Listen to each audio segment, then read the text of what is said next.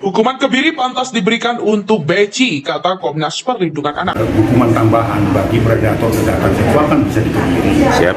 Nah, dan itu harus dikategorikan memang dia sudah melakukan berulang-ulang, korbannya banyak, dan bahkan dia sudah masuk ke residivis dan sebagainya. Karena untuk kasus Jombang kan dia sempat DPO. Iya. Ya, pra-peradilannya juga ditolak oleh Pengadilan Negeri Jombang dan sudah juga ditangani secara hukum oleh Polres Jombang. Nah, itu dimungkinkan juga menjadi pertimbangan hakim untuk bisa ditambahkan selain hukuman fisik, ya. Hukuman fisik kan itu bisa 15 tahun, bisa 20 tahun. Nah, kecuali kalau dia mendapat hukuman mati, tidak perlu lagi kebiri. Di sisi lain, ketika korban ingin bersuara, kemudian mencoba untuk melarikan diri dari pesantren itu, dan ketika diketahui, maka justru yang dihadapi atau yang didapat oleh korban ini adalah intimidasi dan juga aksi penyekapan seperti yang terjadi pada salah satu korban dalam liputan saya, ini korban yang kami sebut sebagai korban 2, ini mengalami aksi penyekapan serta aksi kekerasan di salah satu pondok pesantren yang letaknya tidak jauh dari pondok pesantren induk, yaitu di kawasan Puri Semanding.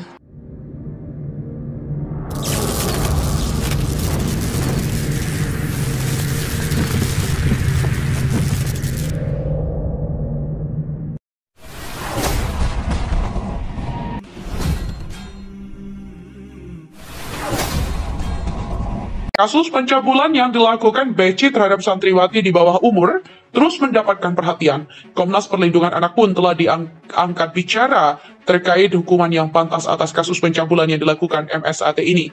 Kini pelaku menjalani tahap baru dalam pengadilan atas kejahatan yang dia lakukan. Salah satu yang sedang ramai sekarang adalah hukuman macam apa yang pantas didapatkan oleh tersangka yang dikenal sebagai Beci ini. Komnas Perlindungan Anak meminta pelaku pencabulan santriwati di Ponpes Sidikiyah Jombang, MSAT alias Beci, dijatuhi hukuman kebiri. Hal itu disampaikan oleh Ketua Umum Komnas Perlindungan Anak Aris Merdeka Sirait. Bagi predator kejahatan seksual bisa dikebiri dan memang dia, Beci, sudah melakukan berulang-ulang, korbannya pun banyak dan dia sempat menjadi DPO, kata Aris Merdeka Sirait. Dia juga menjelaskan hal itu perlu dipertimbangkan oleh aparat penegak hukum dalam mengadili Beci dan itu dipertimbangkan selain hukuman fisik 15 atau 20 tahun kecuali dia dihukum mati tidak perlu dikebiri.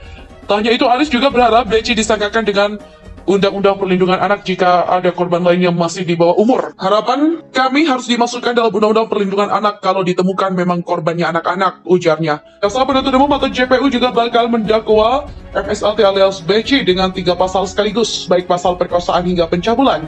Dengan pasal berlapis itu, Beci terancam hukuman maksimal 16 tahun penjara. Pasal yang disangkakan kepada terdakwa, seperti disampaikan oleh Aspidum, yaitu pasal 285 Jamto pasal 65 KUHP, karena perbuatan itu dilakukan 2 kali. Jamto 65 ini pemberatan. Kedua, pasal 289 Jamto pasal 65 KUHP. Ketiga, pasal 294 ayat 2 kedua Jamto pasal 65 KUHP. Ada 3 pasal yang didakwakan kepada terdakwa, kata Kepala Kajari Jombang Tengku Firdaus di kantornya. Di mana pasal 285 KUHP menjelaskan barang siapa dengan kekerasan atau ancaman kekerasan memaksa perempuan yang bukan istrinya bersetubuh dengan dia, dihukum karena memperkosa dengan hukuman penjara selama-lamanya 12 tahun.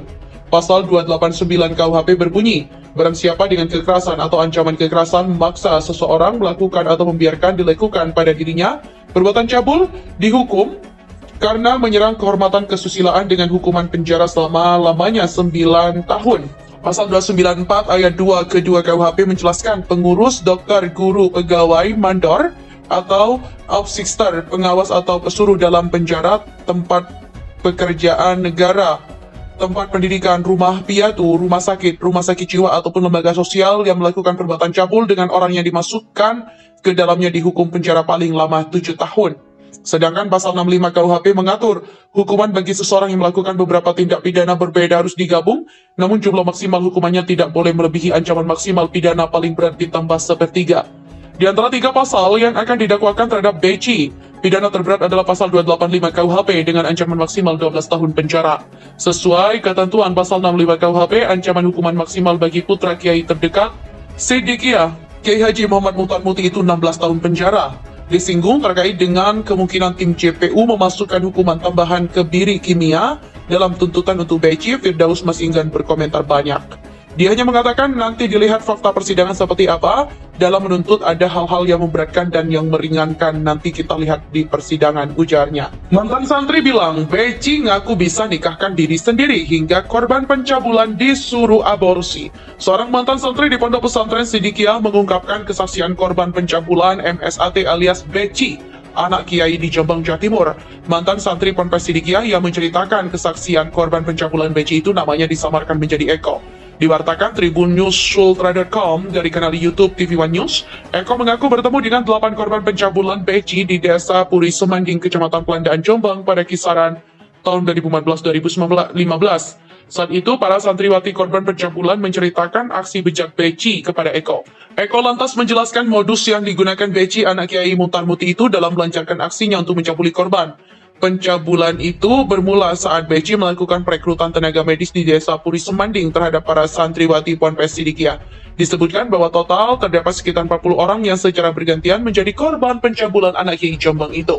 Prosesnya mereka jam 9 malam ada yang menjemput, nanti dibawa ke Puri Semanding untuk dilakukan interview oleh Beci langsung, di mana para santriwati kemudian dibawa ke sebuah bangunan khusus, yakni rumah kayu, untuk diwawancarai langsung oleh Beci. Tapi wawancara itu rupanya hanyalah kedok Beci, sebab menurut Eko dalam prosesnya anak Kiai Jombang itu justru mengajak para santriwati untuk berhubungan badan.